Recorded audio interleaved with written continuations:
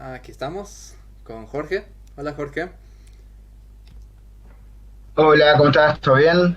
Entonces vamos a empezar contigo Jorge, a ver qué nos tienes para contarnos. Puedes empezar. Dale, está bien, la pantalla se comparte, todo. Todo bien, te vemos, súper. Bueno, antes de que empieces, quiero recordar a todo el mundo de que si tiene alguna duda, comentario, puede ir escribiéndonos en los comentarios de la transmisión y además de que vamos a estar teniendo varias charlas seguidas, así que no se la pierdan. Ahora sí, dale. Buenísimo.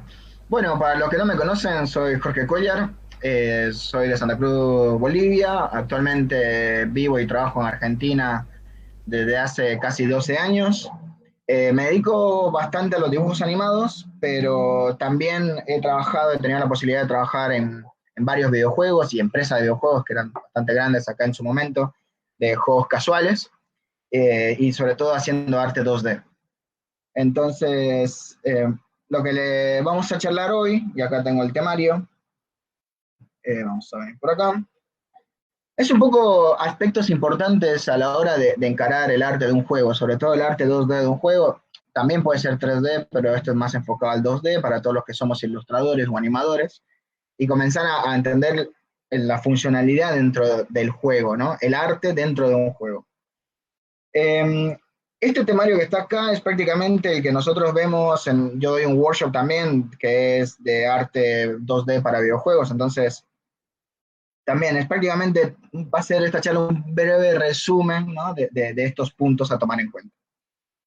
Lo primero, en lo que son juegos casuales y lo que recomiendo ahora que arranca la Global Game Jam es pensar en juegos chiquitos, en juegos realizables, en juegos que se puedan solucionar, que capaz sean de un solo tap. Esa es una cuestión de jugabilidad, ¿no? De la parte del game design.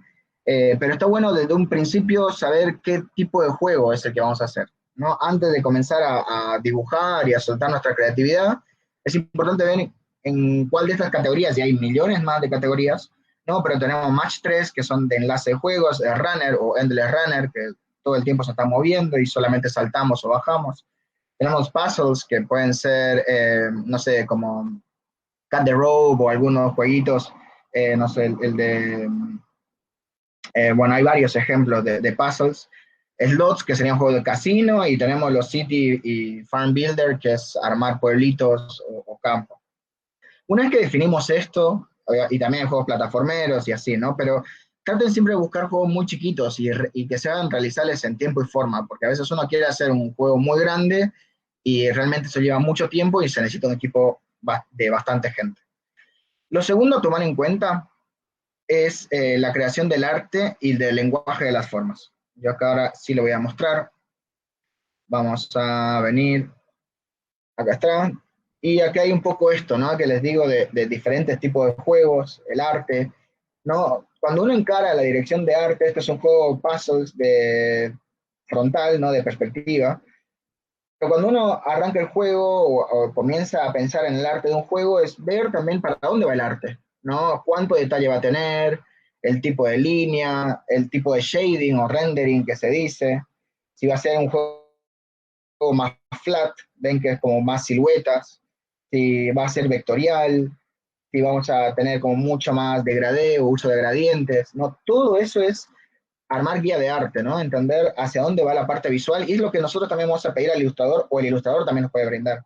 En este caso está bueno ver cuando se trabaja con artistas, ver cuál es el potencial del artista, ¿no? Conocer el portfolio o si tiene algunos dibujos hechos o ilustraciones. No importa que no sea un artista para juegos, sino a alguien que le guste ilustrar o le guste los dibujos animados, también puede formar parte del mundo de los videojuegos. La diferencia es que en vez de hacer algo audiovisual, estamos haciendo algo interactivo. Eso ahora vamos a entrar un poquito en ese aspecto. Pero prácticamente es casi un dibujo animado interactivo cuando comenzamos a pensar en el arte de un juego. Y cuando hablo del lenguaje de las formas, es esto, ¿no? Entender cuántos síntesis le vamos a dar, ¿no? Si va a ser muy cartoon, como exageramos bien cabezón, ¿no? Como estos elementos, cuán caricatura va a ser, o cuán realista también lo vamos a hacer en proporciones. ¿No? Estas proporciones es importante en el momento de plantear el juego, saber para dónde estamos yendo.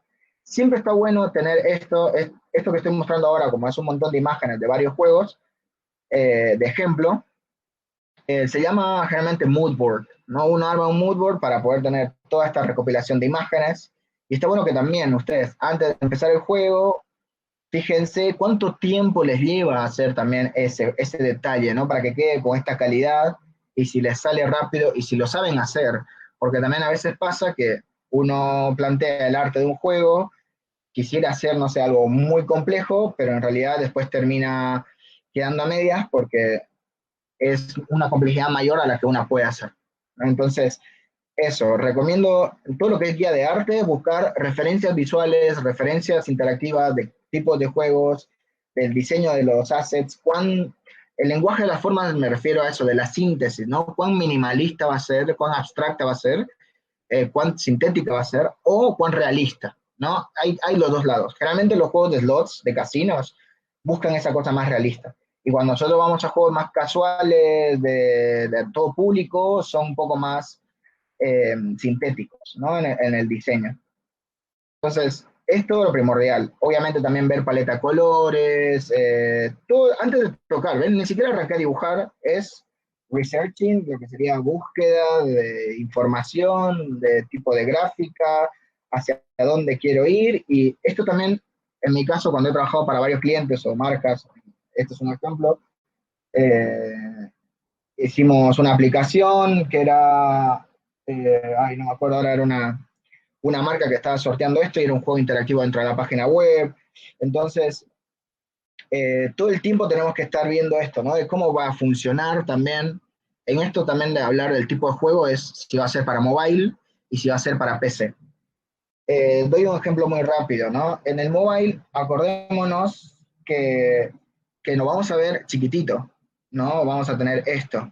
Entonces, cada vez que ustedes planteen el arte, ¿no? O la gráfica, imagínense que se va a ver así de chiquito, ¿no? Y generalmente en todo lo que es UI o elementos van a ser bastante grandes, porque si lo hacemos muy chiquito, el texto no se va a poder ver, no se va a entender este texto, ¿no? En cambio, si este mismo sistema, que es como si pongamos Zoom, ¿no? Es como si tuviéramos Zoom, tenemos que pensar en eso cuando es mobile. Pero cuando nosotros lo vamos a pensar en PC, ¿no? Para un juego de PC, si yo hago esto así tan grande, ¿ven los botones? Imagínense, yo ahora lo voy a poner en pantalla grande. Es como que quedan botones gigantes, ¿no? Imagínense una pantalla de televisión, es como muy grande estos botones.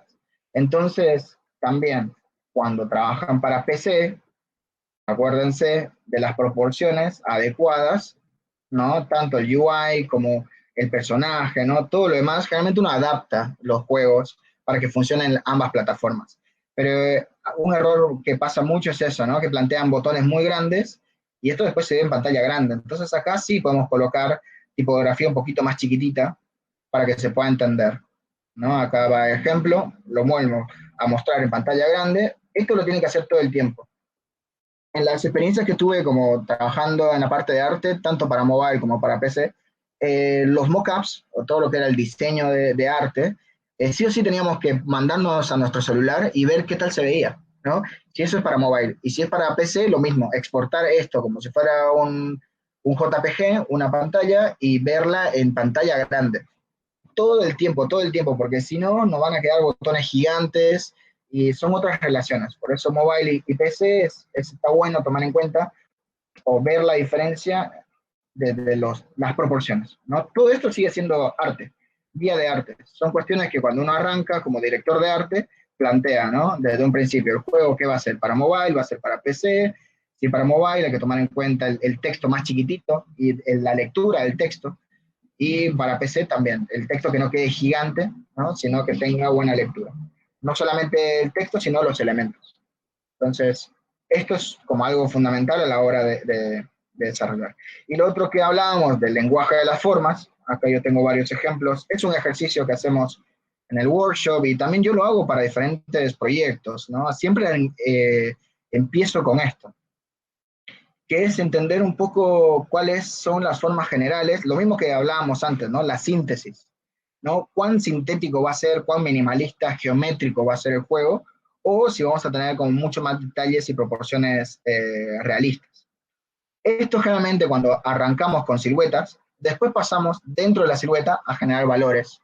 Estos valores nos van a dar profundidad y nos van a dar más detalle, pero prácticamente siempre hemos empezado con siluetas, ¿no?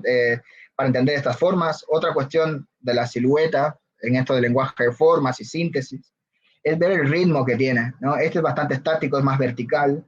Acá tenemos algo con mucho más ritmo, tiene diagonales. Acá también tenemos una diagonal, que si esto lo flipeamos, ya genera simetría, ya genera otro ritmo. Si esto lo flipeamos, también es asimétrico, tengo uno más largo que el otro, entonces también me va a dar más ritmo. Todos esos detalles son sutilezas que van desde la guía de arte, desde la dirección de arte, ¿no? Y son elecciones que uno va tomando para darle justamente ese ritmo al juego que estamos haciendo. Si todo esto fuera tipo un cuadrado y todo simétrico, por más que flipeemos, ¿no? Que esto es flipear horizontal de un lado a otro, va a ser igual. Se traten de romper un poco con esa simetría, ¿no? Es un pequeño consejo que van a ver que si lo ven como que se hace un poco más armónico, más orgánico, la naturaleza es asimétrica, ¿no? Entonces, también vean esa cuestión para darle más ritmo visual a lo que están desarrollando. Una vez que se trabaja esto, también se va llevando, esto es un ejemplo muy rápido que hicimos también en el workshop, igual esto se trabaja con más detalle, pero este es un boceto rápido, que es lo ideal para empezar. Bueno, nosotros vamos a empezar la parte de arte, que ahí vamos un poco al temario, así vamos saltando, ya vimos un poco lo que es el lenguaje de formas. Esto, ¿no? Creación, guía de arte, lenguaje de formas, voy a ir tiqueando todo el temario de la charla de hoy, entonces, esto ya está, esto ya está, y vamos con perspectiva. Antes de arrancar con concept art, no vamos a ver perspectiva. En esto de perspectiva, es importante ver también el tipo de juego que estamos armando y cómo se ve, ¿no? La perspectiva es ver el ángulo de la cámara, si va a ser un ángulo frontal, generalmente Match 3, todo eso generalmente son frontales. Los runners pueden ser frontales como también side-scroller, ¿no? O sea, que sean de un costadito, los plataformeros también son de perfil. Isométrica, generalmente todo lo que son puzzles funcionan para isométrica y no, puzzles no, todo lo que serían este. Los puzzles generalmente son frontales, lo vemos desde acá, vamos a front. Esto de City Builder y todo esto sería más juegos isométricos, que ahora vamos a ver qué tipo de perspectiva es. Y los slots tienen un poco de todo. Top-down lo mismo, generalmente top-down pueden ser también City Builders y todo lo que sea tileset es crear los tiles. Vamos a mostrar acá ejemplos de una alumna que está por acá. Esto es más que todo lo que hicimos en la cursada, es como un resumen de lo que vemos hoy. Pero como decía antes, lo primero que se empezó fue con estas siluetas, ¿no? Entender cuál es esto, el lenguaje de las formas, cuánta síntesis va a tener, cuán realista va a ser, las proporciones, las escalas. Si yo trabajo en Mario Bros, la puerta de Mario Bros no puede ser realista. La puerta de Mario Bros tiene que ser acorde al tamañito del Mario Bros cabezón. Entonces todo se comienza a hacer como un mundo miniatura. Si yo voy a ir a un juego shooter con proporciones realistas, obviamente todo tiene que ser realista.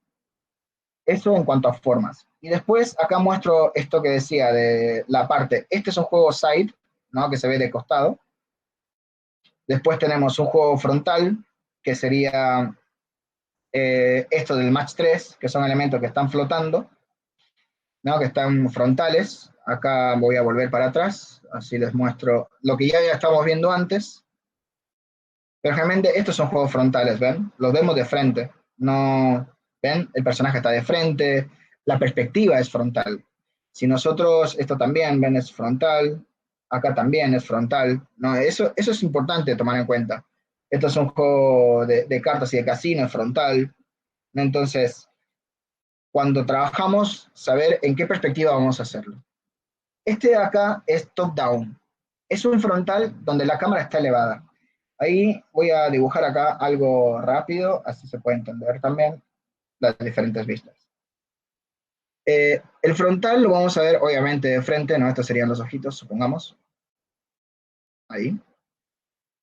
Si esto yo lo veo en top-down, este es front.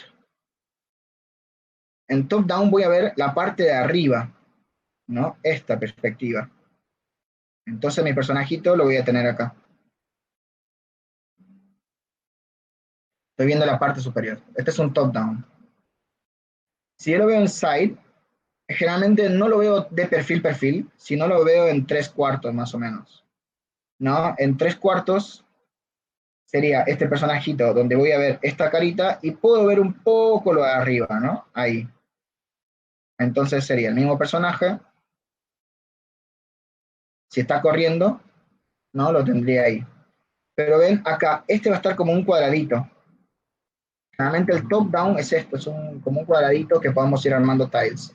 El front está así y el side lo mismo, ¿no? Tenemos plataformas que están prácticamente vistas de perfil. Tenemos un poquito acá de perspectiva, pero muy sutil. Después tenemos la isométrica, que a veces le llaman 2.5, ¿no? En vez de 3D, isométrica, o falso 3D también. Prácticamente acá vamos a ver las tres caras. Vamos a hacer esto así, ¿no? Y acá vamos a poder construir una casa, ¿no? Cualquier elemento. Vamos a ver todo esto en perspectiva. Y vamos a tener una cuadrícula abajo, donde vamos a poder ver todos los edificios. Estas serían como las vistas principales, ¿no? Que hay que pensar, antes de comenzar a hacer el arte, antes de comenzar a hacer las siluetas y todo eso, está bueno ver, esta es la vista isométrica, ¿ven? Que tenemos una grilla y dentro de la grilla vamos armando esto de las escalas. Frontal, side y top-down. El top-down hicimos un ejercicio también que es este, ¿ven? Muchos juegos pixel art en su momento eran top-down, por eso, porque nos generaban perspectiva. No solamente lo veíamos chatos frontales o chatos de costados, sino los veíamos con un poco de volumen viendo la parte superior, nada más. Bueno, entonces vamos por acá. Una vez que ya tenemos todo esto, ni siquiera arranqué a dibujar, ¿no? Estoy prácticamente entendiendo para dónde quiero ir, buscando referencias, eligiendo la perspectiva, ¿no? Este es el paso a paso cuando uno encara un jueguito. Está bueno tener las respuestas, siempre buscar respuestas a todas estas preguntas.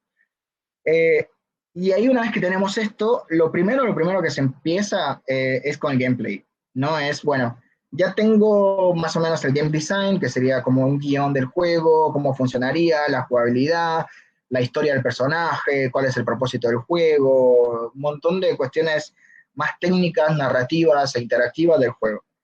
Pero después de eso ya viene la parte visual, ¿no? Entonces ahí comenzamos esto con el concept art, que lo ideal es hacerlo en grises, ¿no? Y después de todo esto pasarlo a color. Generalmente acá es lo que mostraba hace un momento. Me voy a venir, un momento, aquí está. Este es el portfolio de Lucía, que está bastante ordenadito, así que está bueno como ejemplo. Pero hicimos esto en clases.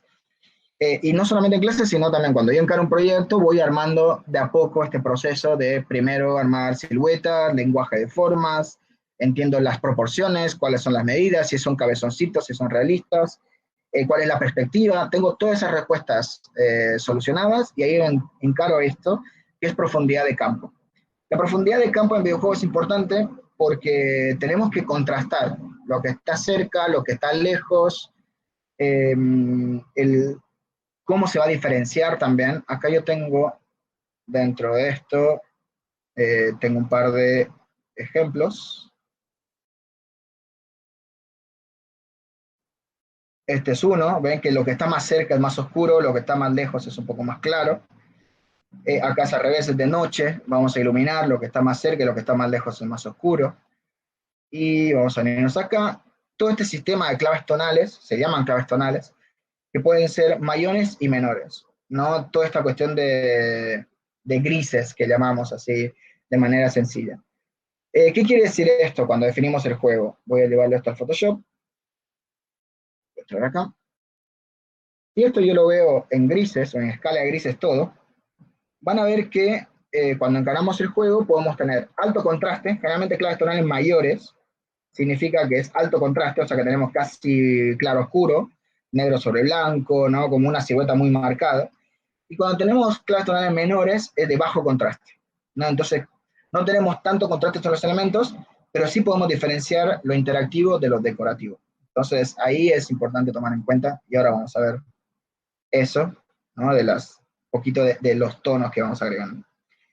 Este es un análisis que hice a Rayman Origins, que es un gran juego a nivel visual, y tiene elementos que están por delante de todo, que son mucho más oscuros, lo que está más lejos es más clarito, y todo el tiempo vamos a jugar con eso.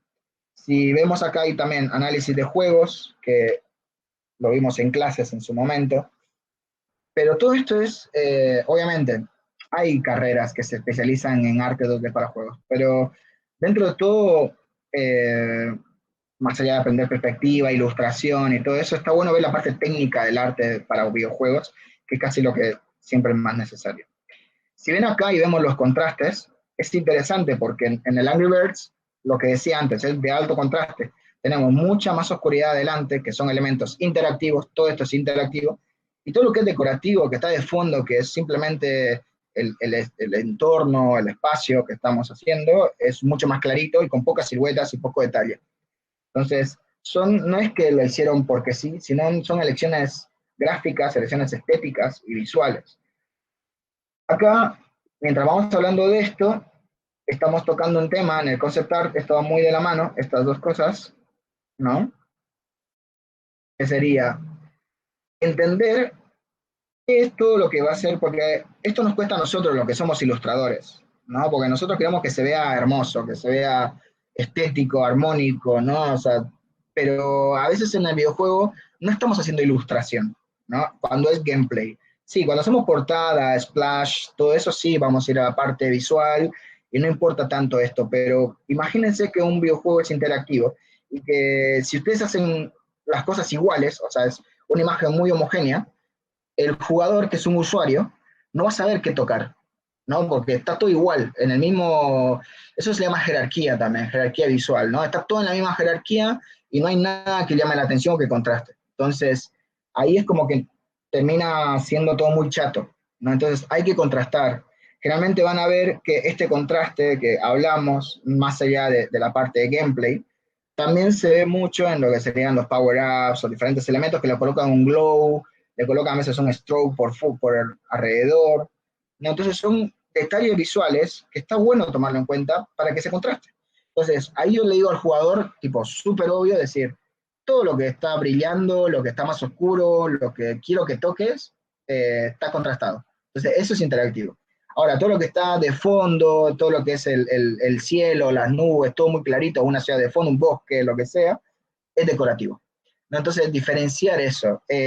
Lo mismo pasa en 3D, o sea, si vemos Crash Bandicoot o cualquier juego, van a ver lo que es interactivo, a veces brilla, palpita, ¿no? Hace como un clic, flick, y de ahí es cuando vas y presionas la caja o la rompes. Pero si no pasa eso, es como que lo pasas desapercibido, es simplemente un pasto, simplemente una piedra, que también forman parte del gameplay como obstáculo, pero son decorativos, ¿no? No es algo que el personaje va a agarrar y va a romper o va a lanzar, ¿no? Entonces, vean justamente esa diferencia cuando van armando el concept art. Y una vez que tenemos esto de la escala de grises, recién pasamos todo a colores, ¿no? Prácticamente un gris o cualquier elemento en gris, si lo llamamos a colores o viceversa, es lo que hice hace un momento. Todo esto puede estar a colores o puedo traer el gameplay, van a ver esto, ¿no? Para que lo puedan entender mejor.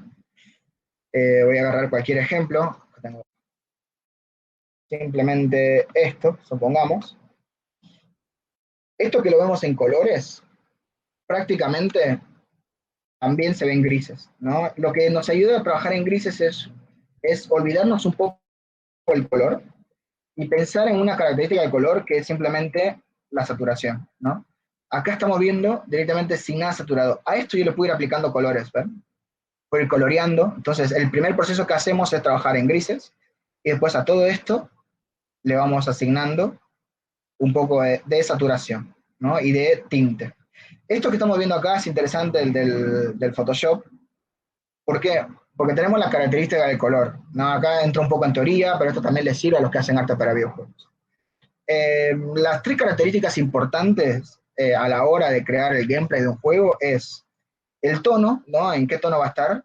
La saturación lo trabajo en grises sin color, o le doy una saturación, un pigmento, y ahí voy viendo qué tipo de pigmento va a ser. Y por último, la luz. Si va a ser un juego muy clarito, si va a ser un juego muy oscuro, y ver el contraste entre todo esto, ¿no? Entonces tenemos luz, tenemos el tinte o el color, y de ahí la saturación de ese color, la intensidad, si es súper saturado o es desaturado. Entonces, con estas tres características vamos jugando. Después, no voy a entrar ahora en teoría del color y todo eso, pero generalmente hay una fórmula que es 70-20-10. ¿Qué quiere decir esto? Como que si vemos en porcentajes, ¿no? 70% está casi todo en los verdes. Y si yo veo otra pantalla, seguramente estará todo en los amarillos. Y si veo otra pantalla, estará todo en los azules. Los videojuegos tienen mucho eso, ¿no? Son como pantallas más globales, pero no quiere decir que sea un solo color y monocromático. No, quiere decir que como que es el color predominante el 70%. El 10% generalmente es el opuesto, ¿no? Es un complementario, y el 20% son colores intermedios que van a generar la armonía entre la composición que estamos armando. Es una fórmula que sirve mucho a la hora de diseñar, pero también uno tiene que ir experimentando y viendo cómo funciona. Eh, Vamos al temario, así me ordeno, y ya vimos entonces, vamos resolviendo hacia dónde queremos ir, siempre hay que saber a dónde queremos ir. Si no sabemos a dónde ir, no sabemos cuál es el camino, ¿no? Entonces siempre hay que saber hacia dónde quiero ir, cuál quiero que sea el resultado, y a partir de eso voy construyendo el camino para poder concretarlo. Acciones principales de los personajes. Esto también es muy importante. ¿Por qué? Porque si nuestro personaje va a saltar, hay que ver cuán alto salta, hay que ver las proporciones en el desarrollo, más que todo, la, lo que sería el mapa, ¿no? de nuestro juego. Lo voy a colocar acá, así no me molesta. Ahí va. ¿Qué quiere decir esto del mapa, ¿no? De los tamaños? Entonces, cuando yo tengo el personaje y va a hacer diferentes acciones, primero, si esta es la altura de mi personaje, ¿no? Esto de acá, y yo quiero que corra y salte, entonces tengo que ver que la plataforma no lo tape, ¿no? Porque a veces colocamos la plataforma acá, entonces va a tener que deslizarse para abajo. Si la colocamos acá, va a tener que saltar. Pero acá, por la proporción de la pantalla, lo veo muy grande, porque si salta, se va a salir de la pantalla, ¿ven? Para poder caer. Entonces, o el salto no va a ser tan alto y hay que ver para dónde va a saltar. Más allá de esto, de entender si esto se desliza o supongamos que acá va a haber otra, no sé, una motosierra, una cosa así, y él se tiene que deslizar. Todo esto que es un salto, acá está corriendo, ¿no? Correr, aquí está barrerse, barrer. No, entonces todo esto que estamos, si tenemos un obstáculo y tiene que romper algo, es atacar, ¿no? Ataque. Entonces, y si no tocamos nada y se queda en el lugar, eso se llama idle, ¿no? Que se queda como respirando. Entonces, todo esto que estamos nosotros pautando, voy a cambiar de color para que se note mejor esto, esto, esto y esto.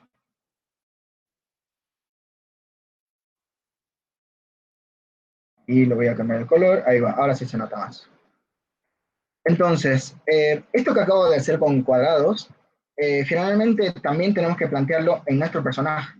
¿No? Estos se llaman también action sheets, en lo que serían videojuegos. Si buscamos acá action sheets,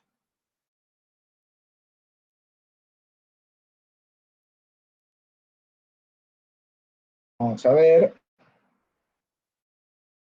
que acá vamos entendiendo cuánto detalle, si va a ser un personaje más, bueno, acá hay un par de acciones. Esto no quiere decir que estemos animando, me parece que acá están más el sprite sheet, no voy a venir para atrás, este es el action. Generalmente acá es colocar los dibujos principales del salto, ¿no? Cómo la vemos saltando, cómo la vemos corriendo, cómo vemos el ataque, ¿no? Justamente esto es lo que nos va a ayudar un montón para poder entender el juego que estamos desarrollando. Esto mismo se hace en los juegos mucho más grandes. Voy a mostrar acá, hay varias referencias. Me parece que está por acá, y si no ahora en lo que serían personajes estoy shading. Y vamos a ver por acá, flowchart. Esto está bueno, también toda la parte de color, está bueno en la parte de UI, ¿no? Cuando vamos entrando a UI, igual todavía no llegamos a UI, pero primero es el gameplay. Una vez que tenemos el arte del juego definida, recién vamos a hacer toda la parte de diseño gráfico. Pero también ahora llegamos a este proceso. Voy a ver por acá tenía una imagen de todo lo que serían characters. Ah, bueno, creo que estaban acá, en esta carpeta. Sí. Bueno, acá se va definiendo esta cuestión del ataque, de las acciones del personaje, cómo se va a mover, el tipo de rendering que va a tener, cuánto detalle se va a ver. Ven, se trabaja también con siluetas, esas acciones. Si lo vemos en vista isométrica, también en siluetas. Hay varias reseñas de juegos, están muy buenas verlas en internet. Acá también ven, lo podemos ver disparando, lo podemos ver saltando. Eh, bueno, no está acá, pero yo tenía del Fortnite o de otros juegos, habían varios personajes en silueta, con prueba de acciones, pero prácticamente es eso, ¿no? Es dibujar antes de que comencemos a hacer toda la animación, ¿no? Antes de comenzar a hacer todos estos dibujitos, ver todos estos dibujos, siempre se empieza haciendo el dibujo clave. ¿Para qué? Para que cuando armemos el prototipo, cuando está corriendo, capaz lo tengo en pose de correr, ¿no? Acá lo dibujo en pose de correr. Entonces, por Switch va a estar ahí corriendo. Si yo lo tengo en Idle, no va a estar animado, ¿eh? Por eso digo, cuando armamos el prototipo es un dibujo fijo, pero simplemente este es el idle, ¿no? Si va a estar derrapando, lo mismo acá. Ya con este dibujo fijo, que no es animación, ¿no? Sino es simplemente toco el botón y me cambia el dibujo automáticamente, casi algunos juegos muy viejos, tipo de Atari o de ay, los fichines me vienen, ¿no? Pero tiene otro nombre. Atacar lo mismo, ¿no? Si está atacando, el espadazo que hace, ahí va. Y si salta, tal cual, ahí haciéndolo saltando.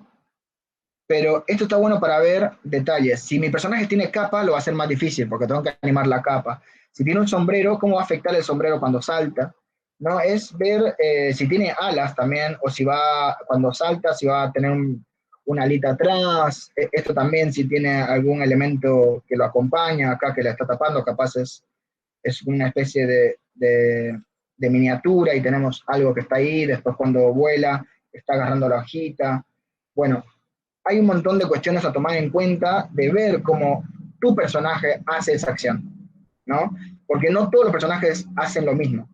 Entonces hay que entender eso también cuando estamos armando la parte de concept art, pensar no solamente en el diseño del personaje, de vestuario y todo eso, sino la funcionalidad. ¿No? Casi todo en videojuegos y en el diseño en sí es funcionalidad. O sea, ¿por qué tiene ese sombrero? No es porque se vea bonito, sino tiene que ser funcional al juego, funcional a la historia. ¿No? Esto acuérdense siempre a la hora de encarar bocetos o el arte principal es, bueno, qué va a hacer mi personaje y cómo va a interactuar y ahí también voy a poder ver las proporciones y los tamaños de maquetado, ¿no? Esto sería maquetado y proporciones del juego. Ven, ahí estoy arrancando con toda esta parte de escala de grises, de ver interactivo con algo decorativo, ver las acciones del personaje, ver el tema de la perspectiva que ya elegí, o sea, todo esto ya lo voy definiendo. Esto también va a permitir que el programador comience a avanzar, porque no es lo mismo hacer un juego isométrico que un juego top-down, que un juego frontal, no es otra configuración a nivel programación. Entonces ya va preparando también el soporte para que cuando nosotros le mandemos estos que son dibujos básicos para prototipado, él lo pueda implementar. Otra cuestión es ver el tamaño de los píxeles, ¿no? A la hora de encarar el arte. Todo esto es si va a ser para mobile, si va a ser para PC. Igual hoy en día todo esto es HD, ¿no? Con tal que lo trabajemos 1920 por 1080, ya funciona. Voy a ver cómo venimos de tiempo, no me quiero alargar. Bueno, venimos bien, estamos justitos.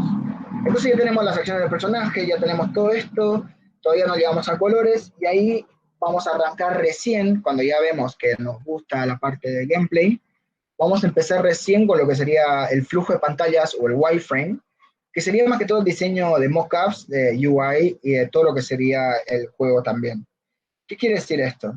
El flujo de pantallas. Me voy a venir acá, Lucía tenía acá un ejemplo del juego que desarrolló para el workshop, lo vamos a poner más grande acá. Esto es importante que lo podamos hacer para arrancar el arte del juego. O sea, una vez que ya tenemos el gameplay, la parte principal que es la jugabilidad, si el juego no es divertido, si es aburrido, directamente ni siquiera vamos a diseñar las otras pantallas, pasaremos a otro juego.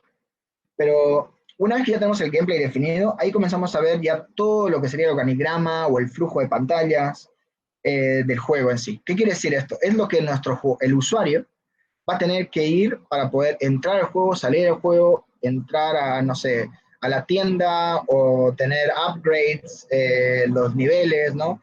Todo este es el recorrido que hace el usuario para poder entrar a ver la portada, ahí tiene el menú principal, esto te deriva recién a ver otras acciones, el settings, ¿no? Todo esto no quiere decir que todos los juegos sean iguales. Los juegos más pequeños tienen menos pantallas, los juegos más grandes es un laberinto gigante. Y, y, y los juegos, no sé, para mí los Farmville o todo eso es, a veces me marea porque como vos compraste una cosa y después tenés que comprar otra y después habilitaste esto, entras a una pantalla o a otra, bueno, y eso pasa dentro del gameplay, ¿no? En todo lo que serían los builders, que construir ciudades o tenés, vas por logros, todo el tiempo tenés pantalla de desbloquear, de comprar, de deshabilitar, de ver eso. Entonces, tiene que ser lo más ordenado posible para que el usuario pueda entrar y salir de manera muy sencilla de todas las pantallas. Algo que a veces se olvidan dentro del juego, ¿no? Tenemos la pausa, que sí o sí está cuando queremos, no sé, bajar el volumen, no queremos escuchar la música, eh, si queremos volver a iniciar el juego, ¿no? Acá hay un ejemplo muy bueno que siempre hacemos, es la pausa, está bueno tener tres cuestiones, es volver a empezar, mandar al home menú o dejarme editar un poco el sonido o el setting que tengo. Esto está en todos los juegos, ¿no? Entonces eso es lo básico. Después de esto podemos agregar 10.000 opciones más. Lo mismo pasa cuando mueres, ¿no? Dependiendo también del tipo de juego. Hay juegos que son endless, directamente que tenés que volver a empezar. Y hay otros juegos que te dicen, bueno, si vos tenés una gema, pues tenés una cuenta regresiva de 10 segundos y decidir si gastarlo o no. Entonces, ahí no es un game over, sino es un to be continued, ¿no? Entonces, hay una pantalla, puede haber game over, puede ser you win o puede ser to be continued, ¿no? Entonces, tenés ya tres pantallas finales a la hora de morir o concretar un nivel. Entonces, fíjense eso también. Todo eso que estoy hablando ahora, una vez dice, bueno, pero eso lo voy haciendo, no, cuando voy dibujando. En realidad, antes de dibujar, tenemos que ir diagramando todas estas pantallas y ver todo este organigrama de cómo va una pantalla con otra, ¿no? Todo están interconectadas y vamos a entender el flujo de nuestro usuario dentro de nuestro juego. Todo esto generalmente también ya, yo digo porque vengo de la parte de arte, yo trabajo mucho como director de arte y como también en el departamento de arte, pero esto lo vine desarrollando lo que es los game designer. Yo no hago esta parte tan de jugabilidad ni tampoco el guión del juego. Realmente eso ya viene desde el game design, que es otro rol dentro de... Hay tres roles importantes, es el developer, el programador, el game design y todo lo que sería el departamento de arte que incluye la parte gráfica, la parte de diseño, la parte de ilustración y la parte de sonido, ¿no? Tenemos la parte de UI, la parte de gameplay y todo lo que sería diseño sonoro. Entonces, dentro de arte y animación, ¿no? Dentro de arte hay un montón de submundos, subdepartamentos, y en la parte de game design, en la parte del guión, la parte de la jugabilidad y el tipo de juego. Acá también hicimos en la cursa esto, ¿no? De ver las acciones del personaje. Todo esto, obviamente, dependiendo del juego, pero si es un juego plataformero o un endless runner o un runner directamente, está bueno ver cómo interactúa nuestro personaje dentro de ese entorno. Bueno, son detallecitos para antes de arrancar un juego, no solamente dibujar bien, sino es, bueno, todo lo que estoy dibujando va en función o funciona o cómo funciona dentro del juego que quiero hacer. Ya vimos todas las pantallas que tengo que diseñar, no, acá ármense una listita. Todo esto es una lista para después ir pasando a limpio.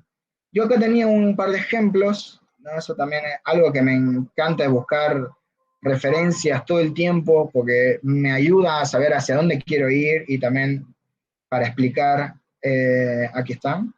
Y generalmente también se arranca en grises, ¿ven? El proceso, creo que este es un GIF animado, donde siempre se arranca con siluetas muy básicas y después de esto se comienza a dar mucho más detalle y hasta tenemos el resultado final. ¿no? Pero siempre, siempre desde lo general a lo particular. No, no se compliquen al principio con los detalles, que me quedo haciendo el personaje y perdí 4 horas.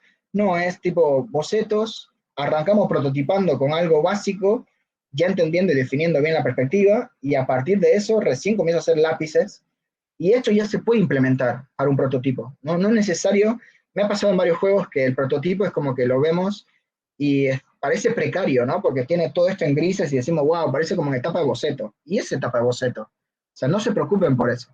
Ahora, es un salto enorme cuando después de este prototipo pasamos a comenzar a hacer el arte final de cada una de estas pantallas y el juego cobra vida.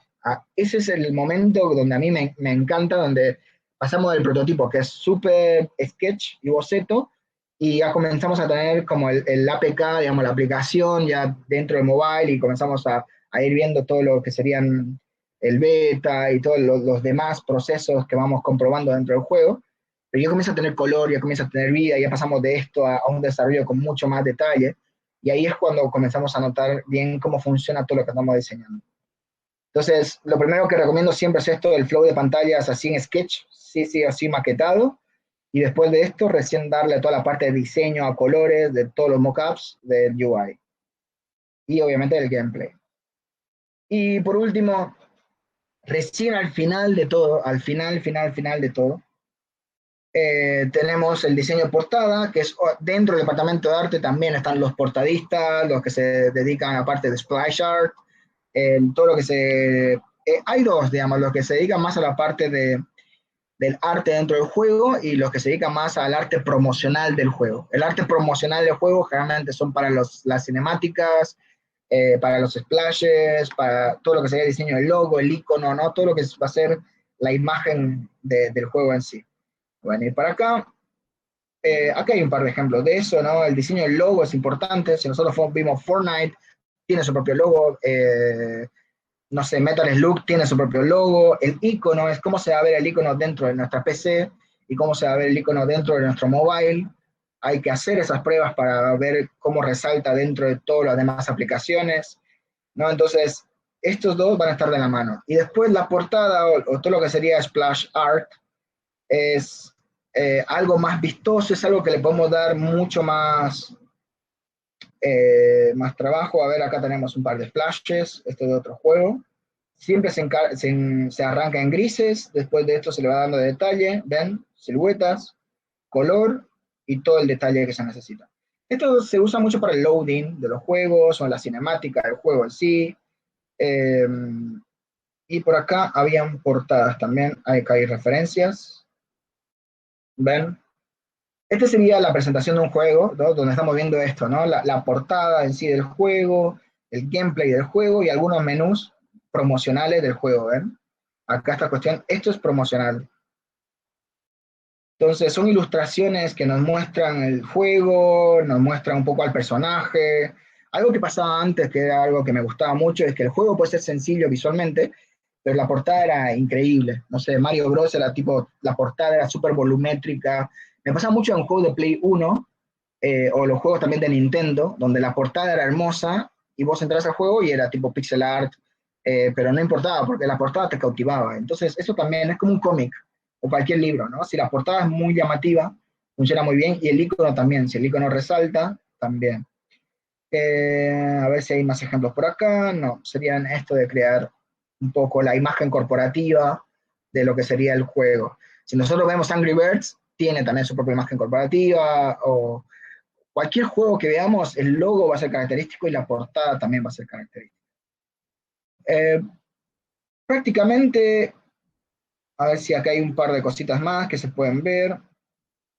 Eh, análisis también de la composición, de las formas a la hora de hacer la portada. Está bueno armar siempre grises, opciones de paleta de color, para luego comenzar a dar el detalle final, ¿no? Eso también es muy bueno como proceso.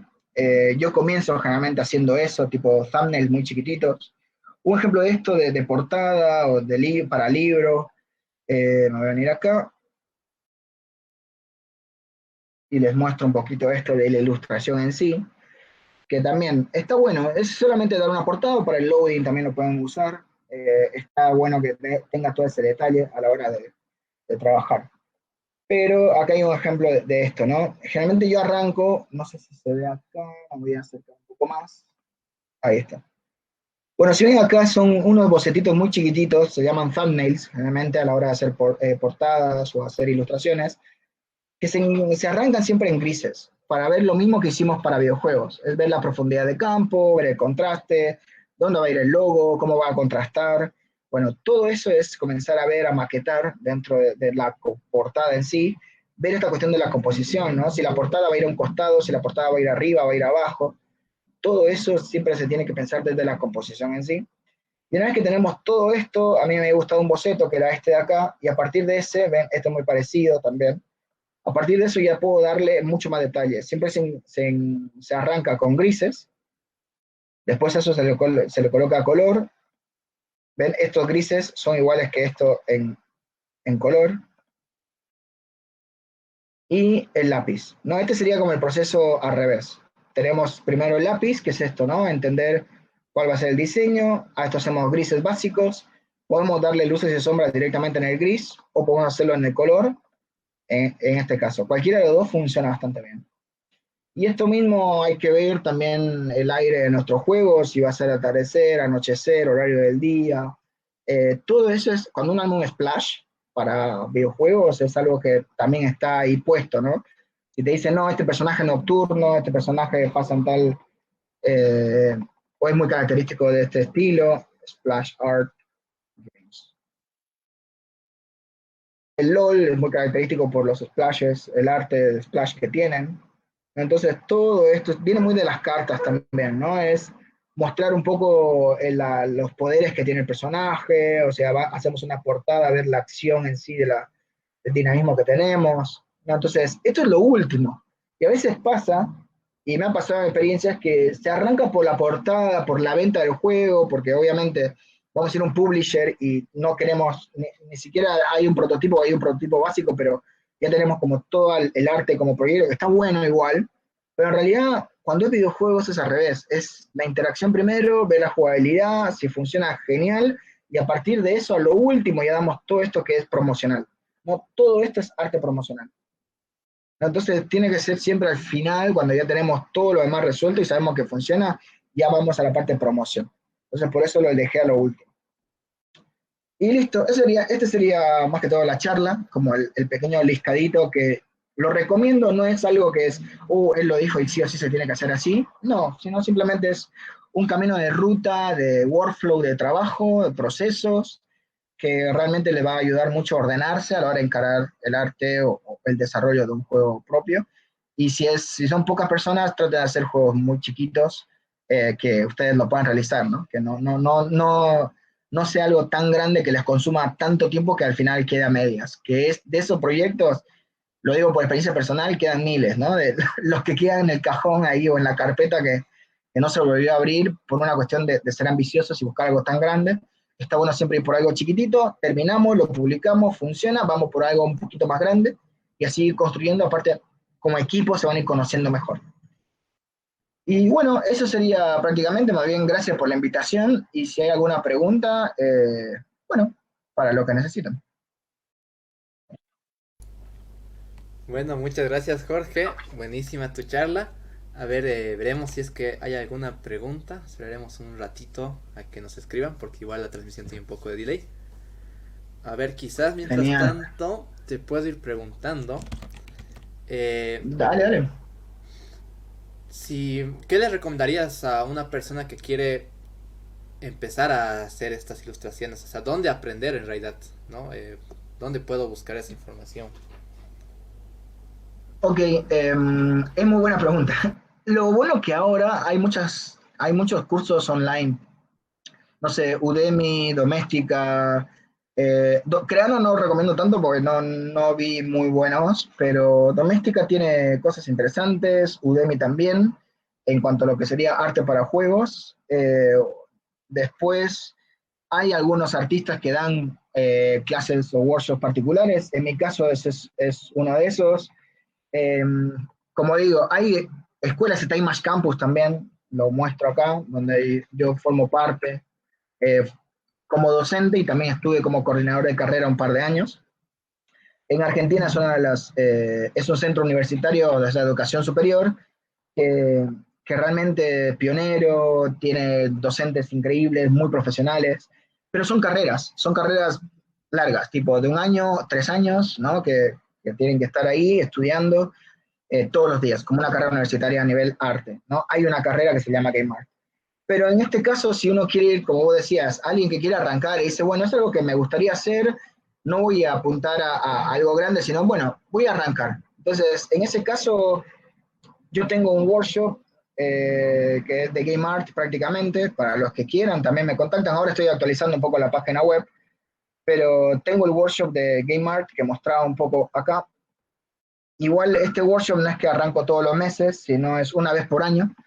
Así que eso también es como que no estoy todos los días haciendo esto, generalmente lo hago más por vocación, o, cierto momento del año este workshop, pero en octubre recién, ponerle, el año pasado fue en octubre y este año seguramente será en octubre también. Así que para los que quieran nada, formarse, lo que vimos hoy de temario, imagínense que cada uno de estos temitas lo vemos en una clase entera de 2 horas. O sea, lo que le resumí en 40 minutos son 8 clases de 2 horas, o sea, 16 horas de contenido, de ejercitaciones, de ver softwares, de ver cómo aplicarlo, de ver un montón de cuestiones de maquetado de tiles, ¿no? Un montón de cuestiones. Pero bueno, y así como lo mío, hay 1000 cursos online, para mí es una cuestión de buscarlo. Hoy en día creo que ya no es necesario migrar o viajar a otro país, otro lugar para aprender.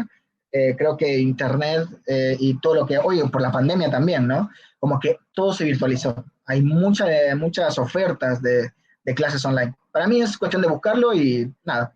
Recomendación Udemy, doméstica, y bueno, busquen artistas o ilustradores que les guste y pregúntenles si dan clases o si tienen workshops. Hoy en día hay bastantes profesionales que dan workshops de diferentes ramas de lo que sería Game Art. Súper, genial. Ya tenemos una pregunta. Sergio nos dice, ¿a qué resolución recomienda dibujar para hacer los diferentes elementos de arte dentro del juego? Sea interfaz de usuario, escenografía y personajes. Es buena pregunta. Lo ideal es 1920 por 1080, pero generalmente algo que me pasó y a veces pasa es que lo trabajamos en 72, ¿no? 72, pero acá en 72 se termina pixelando porque es el básico 72. Yo recomiendo siempre trabajar al doble o al triple de tamaño. ¿Por qué? Porque a veces te lo piden. Esto que estoy hablando acá es el HD, no es toda esta pantalla. Entonces, trabajenlo en la misma configuración 1920 por 1080, pero trabajenlo en mayor resolución. En vez de 72, coloquen 144 o el triple, ¿no? Para eso lo muestro acá en CTO, pongo New, para que lo entiendan mejor. Se coloca 1920 por 1080, que es el predeterminado. Vamos a ver por acá, aquí está, ¿ven? Y en vez de que esté en 72 o en 100, coloquen 144. Ese es el doble. ¿Qué quiere decir con esto? La resolución va a ser la misma, pero acá tenemos mejor calidad de detalle. Esto es como el pixel, ¿no? ¿Cuántos cuadraditos hay dentro del pixel que estoy haciendo? Puede estar acá, puede estar en triple, o sea, multipliquen 72 por 3 y así pueden tener múltiplos de mayor resolución. Esa es una recomendación, o sea, siempre traje más grande para después achicarlo, porque si no terminan trabajando en algo chiquito, que queda bien dentro de todo, pero si lo quieren agrandar, se le va a pixelar todo. Así que ojo con eso. Siempre trabaja un poquito más grande o al doble para después hacerlo a la mitad y ya le va a quedar todo con mejor resolución. Genial. A ver, tenemos una pregunta más. Josué nos pregunta, para las animaciones, ¿prefieres en Photoshop o con vectores? Para que sea más fácil realizar los movimientos para las animaciones. Depende mucho. Generalmente yo animo más con Flash, se puede animar animación, o sea, animar Flash tipo tradicional, así como dibujo por dibujo. El Photoshop lo uso más para armar la cuestión esqueletal, tipo tener acá tengo un par de ejemplos de personajes. Uno puede ilustrar en Photoshop como con mucho más detalle, pero podemos colocar huesos. Podemos usar el Dragon Bones, podemos usar el Spine, podemos usar, no sé, hay varios, también el Unity, podemos meter huesos. Esto van a ver que es una sola ilustración, ¿ven? Es una ilustración fija, pero esta ilustración tiene huesos. Entonces todos estos huesos nos permiten poder ver el movimiento. Entonces, ¿esto qué te facilita? A que no tengas que estar dibujando cada vez para poder moverlo. Del Photoshop lo exportas y de ahí sí o sí tenés que usar Spine o Dragon Bones. Creo que el Dragon Bones es open source, así que está bueno, es igual que el Spine o el Spriter. Y después eh, no, eso prácticamente. Yo uso el Animate porque es para manejo tipo, si quieren algo muy cartoon, ¿no? Tipo Cut the Rope que tiene animaciones o Angry Birds que también es como mucho más cartoon, uso el Adobe Animate o Toon Boom, cualquiera de los programas te sirven, After Effects también te sirve, pero para lo que serían juegos que tienen huesos dinámicos o animación esqueletal, ilustro en Photoshop con todo el detalle que necesito y después es colocarle los huesos para poder animar. Son dos tipos de animación, una es dibujo por dibujo y la otra es animación esqueletal por huesos, ¿no? Ese es diferenciar esos dos y funcionan. El Rayman que tiene cuestión vectorial más cartoon, yo creo que es una fusión entre algo esqueletal y algo más de dibujo por dibujo, más tradicional, ¿no? Entonces, eso, como recomendación, prácticamente esos softwares serían. Bueno, justamente nos preguntaban, Tenue nos dice, ¿en qué software recomiendan hacer las animaciones? Mejor si son software libres o sin suscripción. Sí, el Dragon Bones me parece que es un software libre. A ver, Dragon Bones. Este es para animación esqueletal y sirve bastante para poder importarlo en el Unity, para poder animar también los splashes. A ver, vamos a ver acá en videos directamente. Pero el Dragon Ball es open source. Después el otro que está muy bueno, no le estoy recién agarrando, es el Blender, también para animaciones de este estilo. Eh, pero lo recomendable para mí el open source hoy en día está ganando mucha fuerza. Así que igual hoy en Latinoamérica con la piratería dentro de todo podemos tener los softwares que queramos. Es una cuestión de buscarlos y encontramos, ¿no? Lo podemos instalar. Pero si quieren usar open source, está muy bueno. Tanto Blender, Unity, Dragon Bones funcionan bastante bien. Súper. Ya, como última pregunta te tengo la siguiente. ¿Qué tema recomendarías dentro de esto de del arte como que debería aprender primero? O sea, debería aprender primero a, no sé, hacer conceptual art o hacer qué. Eh, lo que yo recomiendo para arrancar, porque no estamos armando splashes, si queremos dedicarnos 100% al arte para videojuegos, y eso también es cuando cursan conmigo los workshops, directamente nosotros armamos portfolio, que es esto, ¿no? Portfolio de arte, para videojuegos. Es algo específico para videojuegos. Entonces, algo muy característico de los videojuegos es crear assets, ¿no? La palabra assets o sprites. Entonces, lo que recomiendo como primer ejercicio es crear galería tipo mundos, personajes, elementos, props, ¿no? En siluetas y a eso darle valores y a eso darle color, ¿no? Es un ejercicio muy bueno para comenzar a soltarse, a entender el lenguaje de formas, ¿no? A arrancar con esto. Bueno, Lucía es una de las alumnas que viene cursó un año entero conmigo, entonces ya viene con mucho más. El workshop este dura 2 meses nada más, pero hay otros workshops que te enseñan de dibujo, perspectiva y ilustración vectorial y todo eso. Todo eso suma, ¿no? Para mí, esa ruta de ir aprendiendo de todo está buenísimo. Entender lo que es dibujar escenarios y entender dibujar personajes y vestuarios, ¿no? Eso te suma un montón. Dibujar autos, armas, camiones, ¿no? Vehículos, elementos también te sumo, o sea, son como tres aspectos, ¿no? Escenarios, que es ambientación, perspectiva, arquitectura, tenés personajes, que es entender anatomía animal, figura humana, cartoon, estilo de diseño, simplificación, síntesis, ¿no? Estilización, paleta de colores, vestuario, ¿no? Son dos mundos ahí, y en el intermedio tenemos lo que serían los props, los power-ups, los elementos que están en el medio, que son casi iconos. A mí me gustaba mucho eso en el Crash Racing o en el Mario Racing, que si vos agarrabas un elemento tipo una bomba, ya sabías para qué servía, ¿no? El significado detrás de la imagen. Eso pasa mucho en los videojuegos. Entonces, para mí es fragmentar, yo también entreno todo el tiempo de estar dibujando todo el día y digo, bueno, hoy voy a hacer figura humana, hoy voy a hacer anatomía animal. Cada vez que yo voy dibujando y entendiendo la naturaleza real o la perspectiva o la arquitectura, lo puedo aplicar a un juego, ¿no? Entonces, pero todo lo que voy diciendo, en vez de plasmarlo en una ilustración más pictórica, más artística, más un splash o portada, lo que recomiendo es esto, ¿no? Es como setear su cabeza para algo que va a ser como un rompecabezas, como una maqueta. Y le digo algo que a mí me sirvió mucho. Yo trabajé como 2 años en una empresa de videojuegos y a partir de eso me llamaron para un proyecto de una serie animada 3D de acá Argentina, que era un año entero.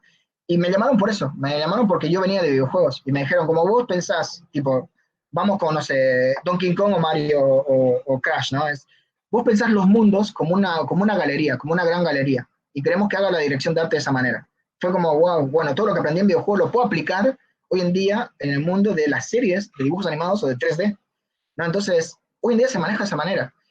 Una serie va a tener una galería enorme de props, tipo piedrita, plantita, maceta, tal cosa, puerta, ventana, tipo de ventana, bueno, toda esa galería lo podemos llevar al mundo interactivo como también un mundo audiovisual, ¿no? Entonces, pero es una manera de pensar, que es lo que vos preguntabas, ¿no? Si comenzamos a pintar perspectiva, todo eso no, hay que comenzar a pensar en galería. Si voy a armar un mundo de Donkey Kong, que es con palmeras y está en la costa, va a tener plantas específicamente de eso. Si yo pienso un mundo de que está en medio de una colina, tiene montañas, rocas secas, cactus, cosas puntiagudas, bueno, armar galerías de siluetas acorde a eso. Y eso, lo bueno que estamos como en un formato de videojuegos, llevándolo al mundo audiovisual facilita un montón. Yo lo que hice para esa producción fue crear como la base, lo mismo que para videojuegos, dije mundo uno, mundo 2, mundo 3, mundo 4, cuáles son las plantas, cuáles son los edificios, cuáles son las características, la aventura pasaba por diferentes mundos, entonces ya creaba todo el entorno, todo el escenario y decía, todo este listado de Excel, era muy loco porque claro, uno que viene del dibujo animado, del concept art, que es como más plantear eso, ¿no? Un dibujo que se vea como una portada, eh, lo que te lleva al videojuego es algo mucho más organizativo, ¿no? Es decir, bueno, esto que ves acá es un Excel que tiene 15 props. Para poder crear este elemento o este mundo necesitamos crear esta piedra, 3 clases de palmera, 4, no sé, ¿no? Todos esos elementos por separado. Entonces yo creo que la gran diferencia que hay entre concept artist para el mundo audiovisual y el que está en videojuegos es ese switch de pensar que ese concept es un listado de Excel, que eso que son estos elementos por separado, ¿no? Entonces, nada, primer ejercicio es esto, todo por separadito y los 3 mundos, entender ambos mundos, ¿no? El paisajismo o entornos, personajes, vestuarios, actitud, acciones y todo lo que serían props, ¿no? Assets, vehículos, armas, etcétera. Son 3 aspectos que si lo estudian van a ver que les va a servir un montón.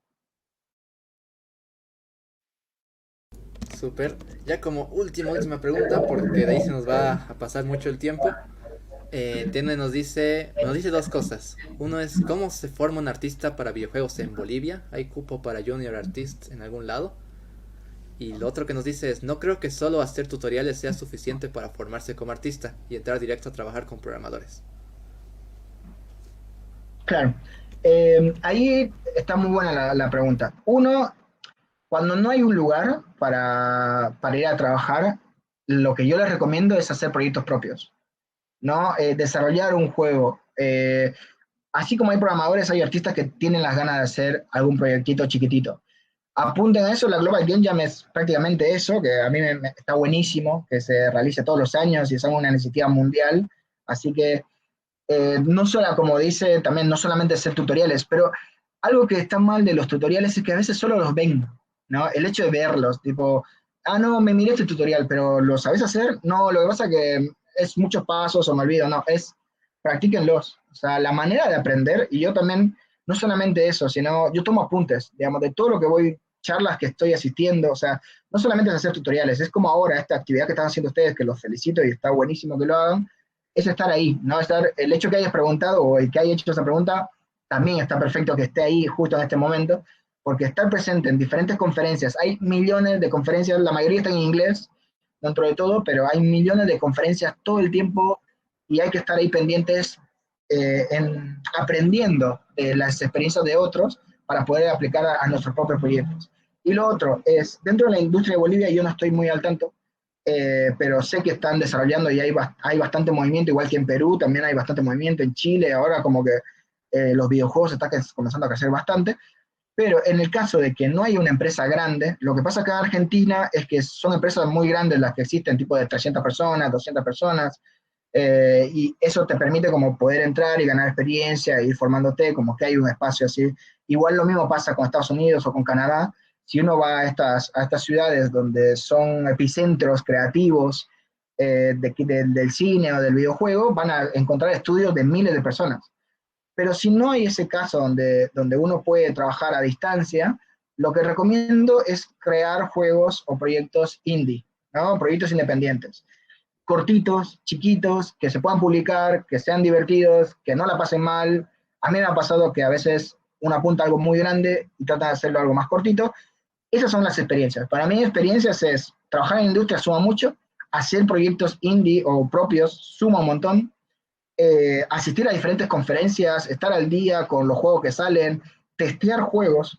O sea, yo me bajo en el mobile, yo soy más jugador de mobile, entonces me gusta ver cómo vienen, qué tipo de juegos salen, estar al tanto de eso, eh, ver todas las conferencias, festivales que hay en el mundo de esto, y lo otro es hacer tutoriales, pero no desde la parte de hacer tutoriales, ¿no? Sino hacer prácticas profesionales con o masterclasses, workshops o tutoriales. O sea, ese es lo que me refería. No es mirar tutos en YouTube y quedarte toda la tarde solo mirando, sino es ponerte a hacerlo, que se concrete lo que estás haciendo, que se vea ese resultado y que vos aprendas, que sientas que lo incorporaste. Porque si es algo que hiciste y no lo incorporaste, como que queda más como miraste YouTube y listo. Eso también es una diferencia. A veces dicen, ah, esto es YouTube. Sí, pero de que vos, eso es información. Para que vos lo conviertas en conocimiento, tenés que practicarlo. Y cuando lo practicas, ahí recién se comienza en algo aplicado, y cuando ya lo tenés eso incorporado y creas algo nuevo, que es un juego, ya estás llevando algo técnico y práctico, algo creativo, ¿no? Entonces es un proceso de, primero tengo que aprender como a aprender música, ¿no? Primero aprendo un poco la guitarra, después ya no tengo que estar todo el tiempo pensando dónde van mis dedos, ya se van soltando solos, después voy disfrutando y a partir de eso recién puedo crear una canción o hacer un cover o comenzar a soltarme y disfrutar. Pero es un proceso de aprendizaje que sí o sí es primero de la parte técnica y después todo eso lo llevamos a la parte más creativa. Eso, más que todo como recomendación, así que genial la pregunta que hizo. Súper. Bueno, nos siguen llegando preguntas. No sé si sigues teniendo tiempo para seguir respondiendo. Dale, dale, dale, Ya, porque hacemos a mí respuestas. me dolería mucho que las Bien. deje ahí al aire. Bueno, entonces Kevin nos dice, ¿qué recomiendas para empezar a definir el estilo artístico de juego? Por ejemplo, quiero hacer un juego de estrategia táctico sobre robots y soldados con trajes de combate en 3D, pero no sé muy bien cómo definir un estilo artístico que sea único y llamativo. Ok, es buscar referencias. Lo que dije al principio de la charla, buscar referencias que veas que van en función a eso. O sea, casi vos mismo ya con tu pregunta tenías la respuesta.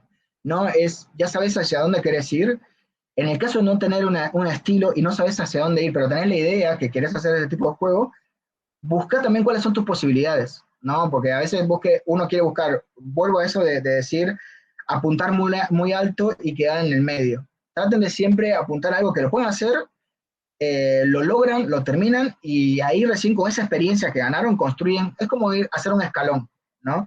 Eso es lo que más recomiendo, tipo, más allá de buscar una estética que dice, uy, quiero hacer algo como Fortnite, obviamente va a ser algo muy complejo porque son juegos muy grandes que hay muchas personas y si uno lo quiere hacer de manera independiente, lleva mucho trabajo y no va a quedar tal cual lo que queremos, lo que estamos tomando de referencia. Entonces, bajemos un poco esa vara y traten de siempre llegar a eso, a definir un estilo, una técnica que vaya acorde al presupuesto. Generalmente, si yo siempre eso cuando hablo con los clientes también es, más allá de apuntar, ¿no? La parte visual, cómo se va a ver, es ver la parte humana, digamos, cuántas horas humanos va a requerir hacer eso. Y eso requiere un equipo grande y eso requiere presupuesto. Mientras más ambicioso seas, va a ser más caro el juego, más caro en tiempo, y el tiempo es dinero, ¿no? Entonces, generalmente cuando uno hace la dirección de arte hay que tomar en cuenta todos estos aspectos de desarrollo, y no solamente para videojuegos, sino a nivel series animadas y todo eso. Yo que trabajo mucho en dirección de arte, estoy obviamente, con el presupuesto inicial, que es ver lo que el cliente quiere, cuánto puede, y a partir de eso dentro de ese presupuesto, que es el cuánto tiempo le puedo dedicar, buscar algo visualmente llamativo, que es lo que vos decías en tu pregunta, pero que lo pueda realizar, o sea, que sea realizable. Eso para mí ese punto es fundamental, ¿no? Que lo pueda realizar más que sea tan ambicioso y que no llegues a ese punto. Y lo otro es referencias, buscar referencias y esta pregunta, hacétela, la que me hiciste a mí, hacétela vos mismo y buscar la respuesta que es buscar referencias, o sea, cuáles de todos estos juegos me gustaría hacer en la parte de arte. Y eso te va a dar una respuesta del resultado final y a partir de eso vos elegís el camino. Eso también se llama mucho briefing o brief o pitch, ¿no? Dentro de la industria de videojuegos. O sea, el game design arma todo ese proceso y busca referencias de cómo quiere que se vea el juego. Y eso realmente a partir de ese pitch, de saber hacia dónde quiere y cómo quiero que se vea el juego, se buscan los artistas. Es interesante ese proceso. En la agencia de publicidad pasa lo mismo. Nosotros tenemos una campaña y en realidad no buscamos un artista que me resuelva eso, multitodo, ¿no? Que tenga muchos estilos, sino es el mejor artista de ese estilo que esté acorde al proyecto. Entonces buscas a esa persona. Si alguien trabaja con vectoral, minimalista, flat, voy a buscar a esa persona que trabaja de esa manera. No voy a buscar a alguien realista. Un error de la industria que pasa mucho es que buscan, dicen, vos sabés ilustrar, sí, bueno, quiero que me hagas algo hiperrealista. Y vos venís del cartoon. O al revés, buscan artistas plásticos y dicen, vos sabés dibujar, bueno, quiero que hagas un videojuego cartoon flat en vectores. Y capaz es alguien que hace pintura artística, ¿no? Entonces, hay que saber buscar, hay que saber ver y hay que saber entender qué va acorde con las características artísticas que tiene el departamento de arte, sobre todo, ¿no? Lo que sería el conjunto de personas o la persona que se va a dedicar a eso. No sé si hay otra pregunta más. No, parece que esta vez nos salvamos. Bueno, Dale, genial. muchas gracias Jorge por tu presentación y por responder todas esas preguntas. Muchas gracias, esperamos tenerte aquí alguna otra oportunidad. Perfecto, gracias a ustedes por la invitación y bueno, éxitos con toda la jornada que se viene con muchas charlas. Super, nos vemos. Chao, chao. Hasta pronto, chao.